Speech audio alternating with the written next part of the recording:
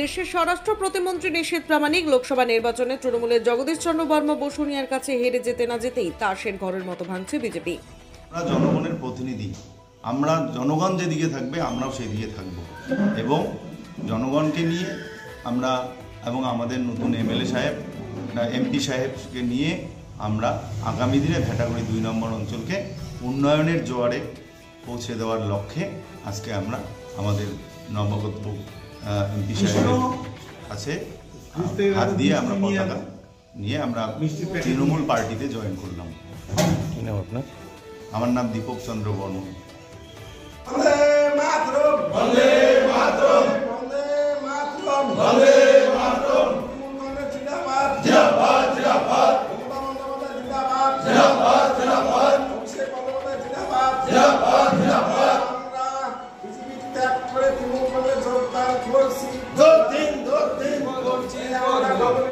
যারা এখানে আজকে আসছে তারা অনেকেই একসময় আমাদের তৃণমূল কংগ্রেসে ছিলেন এবং কোনো কারণে তারা আমাদের দল থেকে বা টিকিট না পাওয়ার জন্য বিজেপিতে গিয়ে যোগ দিয়েছেন এবং একটা সময় ভেটাগুড়িটা বিজেপির একটা দুর্গ তৈরি হয়েছিল এবং যেভাবে মানুষের উপর ভয় দেখিয়ে তাদের জোর করে বিজেপিতে নাম লিখিয়েছিল, আজকে তারা বুঝতে পেরেছে যে নিশীথ প্রামাণিক যেভাবে মানুষের উপর অত্যাচার করেছে, এমনকি দলীয় যারা কর্মী এখানে উপপ্রধান সহ অনেকের কাছে শুনলাম যে ওদেরও এলাকায় পঞ্চায়েতদের উপপ্রধানকে এমনকি তাকে শারীরিকভাবে নির্যাতন করেছে বিজেপিরই সদস্যরা।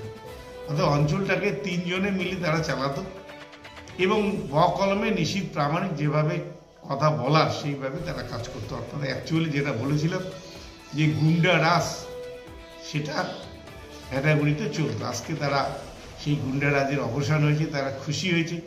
তাই আজকে সকাল সকাল উপপ্রধান সহ ৯ জন বিজেপির পঞ্চায়েত সদস্য তারা এসে আমার কাছ থেকে আমার হাত থেকে তারা তৃণমূল কংগ্রেসে যোগ দিলেন।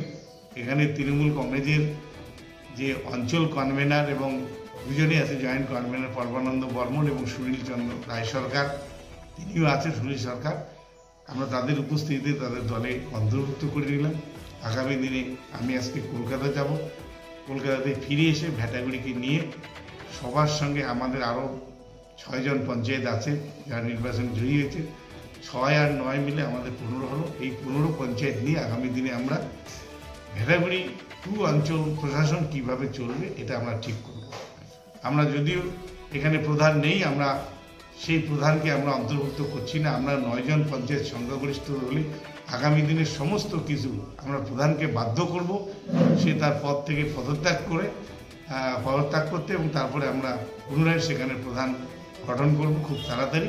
সেই কাজটা আমরা পেট্রোল ছাড়াই চলবে বাইক কিংবা স্কুটি। আজই নিয়ে যান আপনার পছন্দ মতো একটি ইলেকট্রিক বাইক। এক চার্জেই ১০০ কিলোমিটার দৌড়ানোর ক্ষমতা। চলে আসুন গোসানিমারি আলিয়া ইলেকট্রিক ই বাইকের শোরুমে। এখানে নগদে ও ফাইন্যান্সের মাধ্যমে সহজ কিস্তিতে বাইক কিংবা স্কুটি পাওয়া যায়। বিশদে জানতে চলে আসুন আলিয়া ইলেকট্রিক ই বাইকের শোরুমে, দিনহাটা রোড, গোসানিমারি, অথবা যোগাযোগ করুন 9332642132, 9778009775 এই মোবাইল নম্বরে। চলে আসুন গোসানিমারি আলিয়া ইলেকট্রিক ই বাইকের শোরুমে, দিনহাটা রোড, গোসানিমারি, কোচবিহার।